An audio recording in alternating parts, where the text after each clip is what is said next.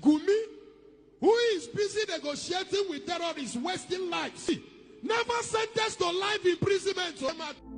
My people, make una listen this strong message from Reverend Sunday. Make una hear the strong message he sent to our leaders, our politicians.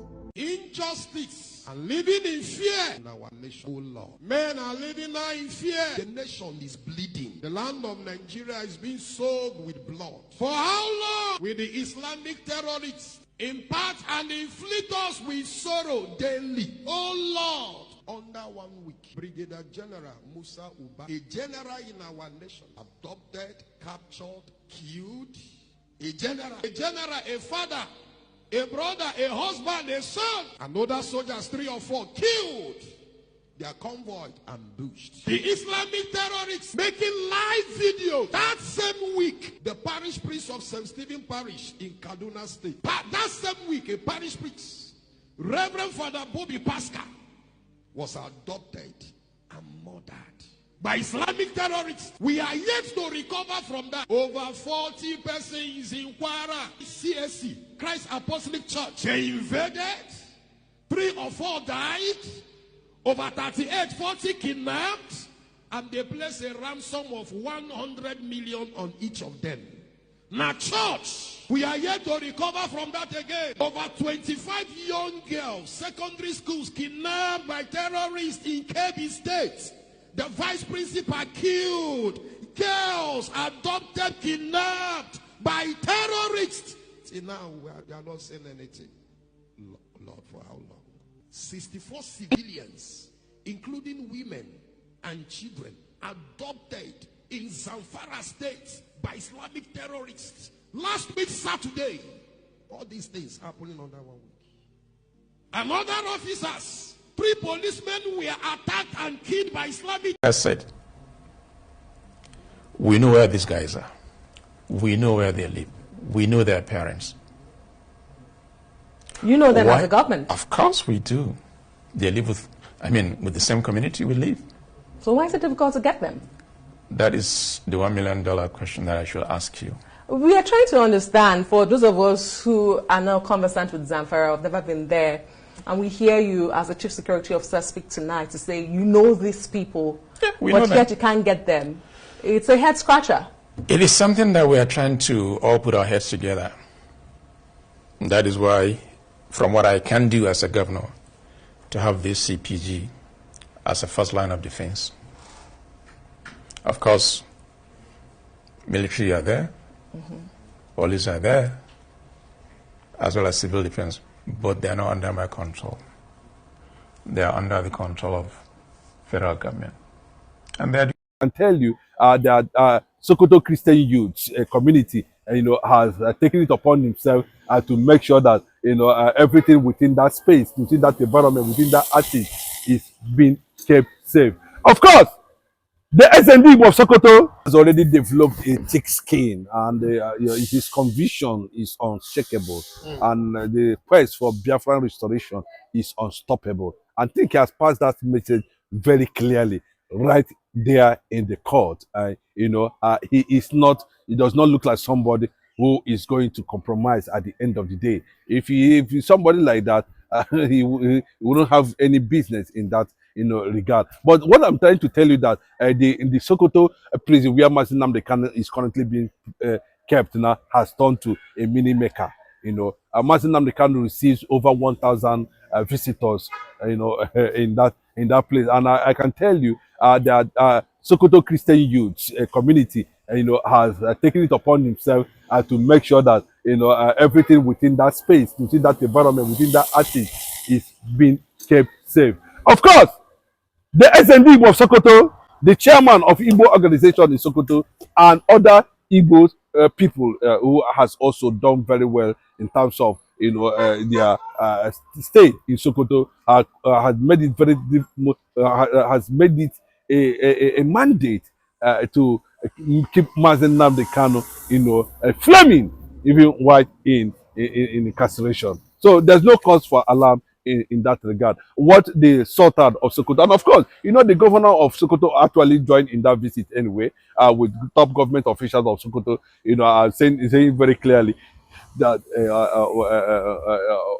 the Sultan of Sokoto seems to have this admiration from Mazi Nnamdi Kanu. And of course, I believe that in no distance time that Mazi Nnamdi Kanu would be granted presidential pardon unconditionally. And that is why the Sultan of Sokoto is I want to see Bola Ahmed Tinubu sit him down and tell him the bitter truth, irrespective that I do not align with whatever Mazi Nnamdi Kanu has come to believe in regarding to the issue that has to do with Nigeria as an entity. But the reality on ground is that Mazi Nnamdi Kanu is innocent. And that kind of illegal conviction judgment should not be allowed to continue to destroy the judicial processes. You know, just like what we are seeing here. Virtually 99% of the people within Nigeria and outside Nigeria have totally and outrightly condemned that Omotosho's judgment. And the people are still condemning it up to this very moment. And to the surprise of many, you know, the Igbo tribe is everywhere, and you can see that Mazi Nnamdi Kanu has virtually. What I learned is that, you know, the prisoners themselves and the warders around that prison, everybody, that place has come to life. You know, Mazi Nnamdi Kanu has brought life there, because a lot of people who could not find anything to lay their hand on or eat and on that, you know, floods of food, a lot of things are coming on daily basis, you know. So I think that was why they said, you know, they unanimously pronounced him the president in that place, you know, because what they didn't expect happened. Imagine how the can has illuminated that place, you know, and life came into the people. And when life came to any particular place, sanity comes, you know, and that is what is attracting Sokoto, Sultan of Sokoto. That what kind of a man is this? I think, you know, they need to answer those questions by themselves. That everything Mazi Nnamdi Kanu has talked about in Nigeria, you know, including what we are hearing about Machikuka, Mazi Nnamdi Kanu also said it, has finally come to reality. Why are people pretending over this reality, over the type of person Mazi Nnamdi Kanu is? Okay, and lastly, you know, it's as if the Igbo youth are so angry with Ojuzo Kalu as regards one of the recent interviews he had on national TV. It's as if he's looking like it's as if he's adamant as regards Nnamdi Kanu's freedom. But do you have anything to say as regards what Ojuzo Kalu has been saying as regards Nnamdi Kanu's freedom? But when they start beating him up now, start tracing him all his money, he start crying. You know, when he start crying, you saw him crying like life on the Senate. When the same people he's supporting now and selling his brother for money denied him of a Senate seat. You know, he saw how he cried. He started talking about Igbo marginalization and all that. You know, so it was only Mazi Nnamdi Kanu that also consoled him and stood him. When they Buhari picked him up for looted funds in Abia State as another time, he saw he was kneeling down crying. He knelt down. You know, now they don't know what Bola Ahmed Tinubu is doing. Bola Ahmed Tinubu is manipulating Ojuzo Kalu to an extent. You know, the only thing he can use to compensate him for betraying Igbo people is to name Neya, her daughter, as a career ambassador or non-career ambassador, whatever it is now. You know, so that is what Bola Ahmed Tinubu have used to compensate Ojuzo Kalu. You know, I have not seen anybody. 99% of the Igbo nation, Igbo tribe, both South and Southeast, have come out and condemned that statement credited to, you know, Ojuzo Kalu over that Mazi Nnamdi Kanu disallowed over 30,000 Igbos. Unfortunately, I didn't, you know, this is the kind of thing, and these are the type of people we see, you know, who has come to become a threat, you know, to the Igbos. Would Ojuzo Kalu, in all honesty, tell the whole world that today that Igbos are not being marginalized in Nigeria? He cannot come. Will he say that Igbos are not being marginalized?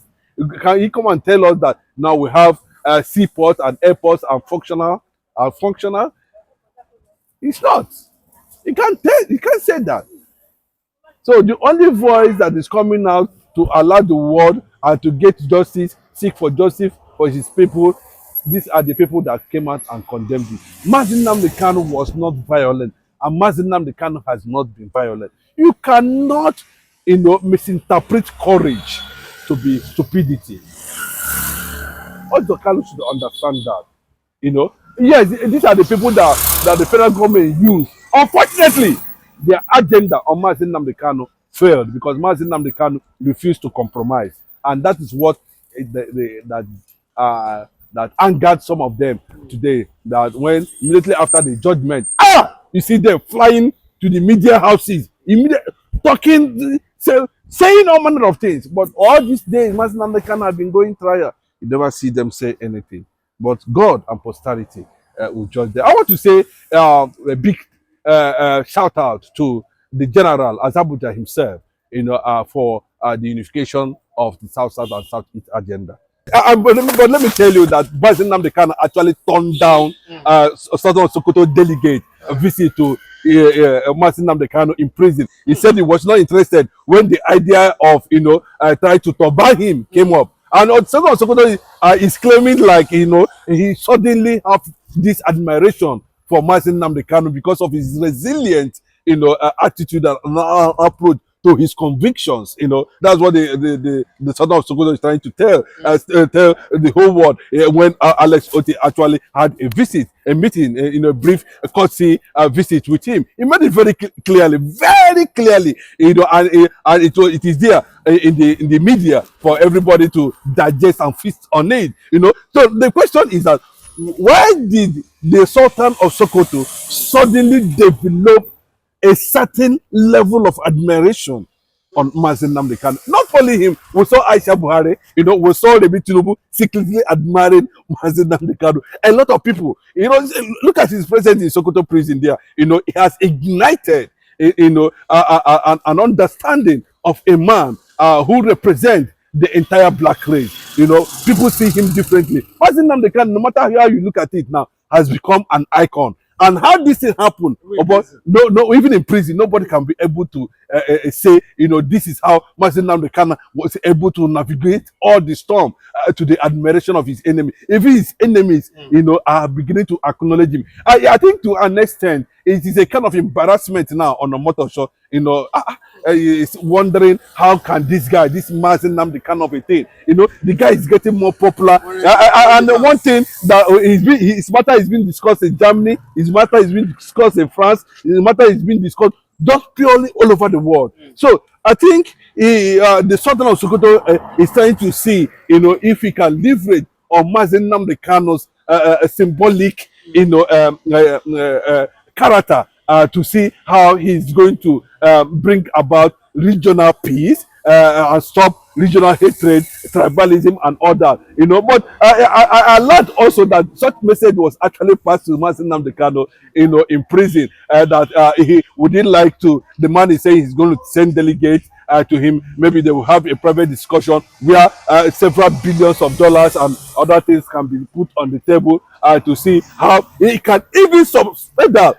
Because they have been laundering, they've been using different types of people, so they actually confirmed that money and all that, that Mazi Nnamdi Kanu had rejected all. This is not just something you think will just come on this platform and stand and say you can go and verify. There are reasons why that kind of judgment took place illegally, because Mazi Nnamdi Kanu seems not to be compromising with anything that has to do with Biafra. Remember, he said it very clearly, a man of his word.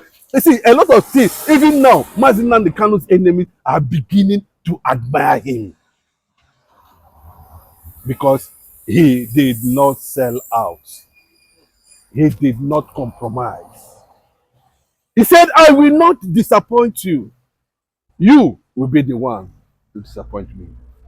And he has maintained that level of reality in this moment. I think so. If you are doing some things, people are watching you, people are watching your body language and all that. They have seen that this guy is not repenting at all and is not ready to drop the struggle of Biafra, because he has already gotten to that point where the world have begun to notice, the struggle, and the world is beginning to notice the calamity that is going on in Nigeria, the ethnic cleansing, the genocide, and all that. And the only thing that's left as an option is just disintegration of Nigeria. So, people are saying too, if he has opportunity to near Mazi Nnamdi Kanu, possibly he is going to start having another philosophy about life, and maybe possibly, if he's an extremist, he can be de-radicalized at the end of the day, and the caliphate themselves will not want to see the Sultan of Sokoto, coming out and start saying anything apart from, Islam at the end of the day. That is another fear, because Mazi Nnamdi Kanu is fearless, is brave, and he is courageous, and he believes in his convictions. So that on that area now, you can see the road. What are you talking about Nnamdi Kanu for? It shows that you've loved him. If Sultan of Sokoto is begging Nnamdi Kanu to come and take a chieftaincy title in the caliphate, you know what it means. But in the area where he's trying to tell Alex Oti and Nigerians, of course, that he's planning to have a visit to Aso Rock and tell Tinubu there's no need of the continuation of keeping Nnamdi Kanu in prison. It does not work. But maybe they are trying to look at in another way where they are going to use other policies, formulations to use him to leverage on the already regional tribal war that is going on in Nigeria currently, to see if they can actually bring peace. Because definitely, Mazi Nnamdi Kanu's word has become command and order. There's nothing anybody can say. If Mazi Nnamdi Kanu steps in anywhere now, anything he says is final. And I can tell you now that Mazi Nnamdi Kanu is controlling over 85 million Biafrans all over the world currently now. And you can see the United States of America has recognized has recognized his struggle, as a freedom fighter and somebody who is being persecuted because he is a Christian in Nigeria. What does Biafra mean? It means freedom, liberty, fairness, equity, and justice.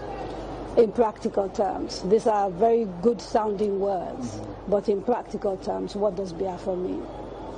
Confederation. So, a weak center, very weak, very strong regions. Absolutely. Have you had a change of mind, therefore, about getting an independent Biafra? Because that's what I seem to be hearing. No, I've not changed my mind, no. An independent Biafra means going back to the way we were before the white man came. Okay, so you're not talking about a federation when you say a confederation. You're not talking about a federation as part of Nigeria. You're talking about total independence. Absolute independence. Complete independence. Now, is there anything that can happen that will make you change your mind about this particular direction? No. So it is either Biafra or nothing else? Or death, yes. Or death? That's correct. If push comes to shove, yes, will you go to war? We have a picture of the man. Bandit was given chieftaincy title. And the government officials were invited to the ceremony and they attended it. Is it not the same country where they were giving bandits wives? One state was organizing women for them. That if they got married, they would be... Oji, look at the military fatigue the guy is wearing. Come on. If you dare wear that cap, the military will beat you blue black in public. But look at him wearing the military cap. Unacceptable. It's the audacity and the boldness of impunity. Bandits and terrorists are criminals. They are together. Take the story in Katsina State, where reactions have trailed the peace deal negotiations between one of Nigeria's most wanted terrorists, Isaiah Kwashen Gawa, with a community in Faskari local government area of the state. The deal was announced on Sunday in a post on X by Zagazola Makama, a security analyst specializing in the Lake Chad region. In the post, Makama explains that for a long time, the terrorists had been linked to kidnappings, killings, and raids across forest areas in Katsina, as well as neighboring states. Reactions to the story have been divided. While some see the development as a chance to restore calm in long-troubled communities, others question the sincerity of the bandit leader, recalling the atrocities attributed to his group. I mean, look at this man out there holding a rifle. He's out there, Rufai, and meeting with community members. And this is the sort of conversations we're having right now in Nigeria. I'll take the reactions trailing the story, and then we will continue. In the meantime, here's a reaction. This is from an ex-user. He wrote on X, Is the peace deal the required justice for the numerous lives that were wasted and are still wasting so many years of setbacks, not only for the direct victims of insurgency and the Northeast, but also for the country in general? Negotiating peace with bandits and enemies who held the entire country hostage for so many days is synonymous with encouraging others to constitute themselves into groups to wage war against the country with the mindset of being granted amnesty after so many years of infiltrating havoc and destroying lives. Meanwhile, a peace deal that was intended to end years of violence in Nigeria's northwest has collapsed after bandits abducted 40 worshippers in Zamfara state. The peace pact had been signed on August 28 between community leaders and bandits in Katsina state. However, less than a month later, gunmen attacked a mosque in Gidantobe village in Safe local council and abducted dozens of worshippers during morning prayers on Monday. Despite the setback, the Katsina state government is saying they support community-driven pacts with repentant terrorists, but maintain a policy of zero negotiation. What sort of contradiction is that, Rufai? So when you see a society that the oppressors are beginning to have a very free reign, and the people that the government ought to protect, the government can't protect them, so they try to look for deals with their oppressors. These are vestiges of a dysfunctional society. You will have thought that this government will focus on that, but they'll never focus on that. They'll focus on politics. And that's why they were doing elections in Zamfara State, 5 local governments. I can't still process that thing. They deployed officers from Gombe and other parts, military officers, battalions were there. Insecurity, you will never see that kind of mass deployment. You see, because number one, the government doesn't really care about you that much. So you are left in the hands of kidnappers and bandits. You have to beg them for peace deal. And that's the dysfunctional society we live in. And it's that kind of dysfunctional society that breeds people like Bago. That Badegi FM held his feet to the fire.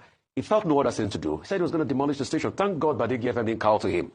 You know how many media stations that have cowed to dictators and outright bullies in this country? They took him to court and he was repelled. Now he wants to look at the sermons of preachers. At a point, if care is not taken, I'm not saying he has done it, but at this rate, maybe he'll start looking at all the phones and the call log of everybody because he wants to censor thoughts. The best antidote to react, if they say you're not doing well, is to do well. But in a large regard, in very big aspect, yes, he has gotten some successes right in agriculture, but in trampling of rights and things like that, he has not done well. Yeah. And we have to tell him what it is. In that interview, he made many blunders. And please, his chief press secretary should walk him about what they call image. He thinks he's straight talking, but he says a lot of rubbish. Just like what he said in that interview, that Borgu local government is bigger than the entire Southeast. Empirically, it was proven to be wrong. Borgu local government is not bigger than the entire Southeast. Right. So is this not the same man that told his police orderly to slap an imam or something? Yes, and the next thing, his reaction was, oh, he was an imposter. So even if it is an imposter, you say they should slap people like that. All right. So, you see, we have a dysfunctional society that celebrates dictators, give them a free reign to rule, to lead, to hurt, to demean. And we are meant to go and say rankadede to dictators. And when you speak out, you are told that you are not patriotic, and they will couch it around religious and tribal lines. I mean, this is the situation that we have in our hands at this point. We have this terrorist leader who's actually on the number 9 on the DSS list, most wanted, and he's out there. His pictures are there, and he's negotiating with the community.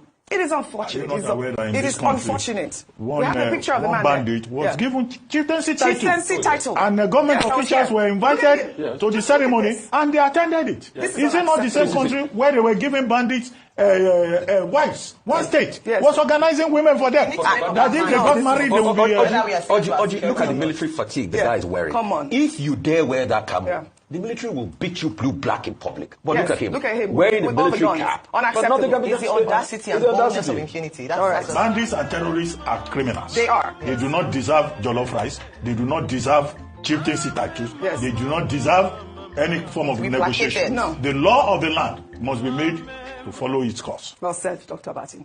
Biafra had a military-industrial complex. They had no money. They were fighting Nigeria at the time from 67 to 1970. They made their bombs. They made their propelled grenade. They had their tanks. They had, what's that again? Ogunige. Now, they had all of that. When the war ended, this was dismantled. I was a kid. I went to the vice president of Nigeria, Vice Admiral. I said, why did you disband the military-industrial complex of Biafra? We could have been integrated into Nigeria, and by now we could have had the nuclear bomb. And he said to me, the reason was they felt Biafra would rise again. And so as a child, I went to Uli Airstrip. And I saw Uli Airstrip had every 10 meters they dug a hole because they did not want the planes to land in Uli. And I saw the governor the other day and he said till today they cannot surface that road properly because of the damage caused by Nigerian forces because they felt Biafra would rise one day. We are the cause of our problem. You won't. We are the cause of our problem. Biafra had a military-industrial complex and it was developed out of necessity. If you look at nations of the world, and nations that have a powerful military-industrial complex, most of these nations developed their military out of necessity. Israel, after the state was set up after the Second World War in 1947, I think, they felt encircled by the Arabs and they felt they needed a military-industrial complex to survive as a nation. South Africa, they felt encircled and they needed to fight and protect the white minority government in South Africa. So they had to develop a military-industrial complex. Rich people like us who enjoy buying weapons abroad do not feel the need to spend money on research and development on a military. But we pay the ultimate price. We pay the ultimate price. You won't. Pay attention. Biafra won't rise again. We pay the ultimate price. We must spend money on research and development.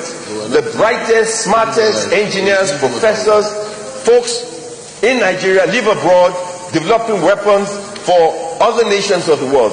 The technology exists. It is not rocket science. The scientists who are Nigerians exist. To put this together is not very expensive. There is no need for Nigeria. There is no need for Nigeria to buy bullets.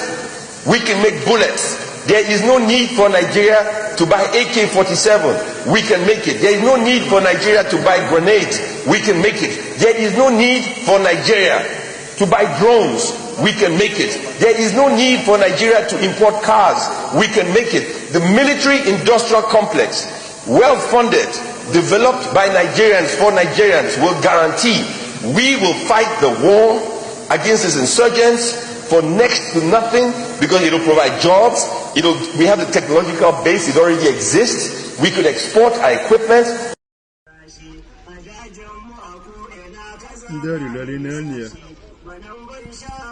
Afọ onye Igbo ka o ji mụ dọbụrụba oru Abuja ndị erileli ya na-akpọ eze nwa mmadụ bụ onye ama ife amara m bụ onye ama ife ụna na-afụ ya afọ onye Igbo nwe dọbụrụba ejekpọrịa polisi from Abuja abịa kpụrụ nwanne ọkwụnụ fụdị egbe faji ọkwụnụ fụ ya ya Allah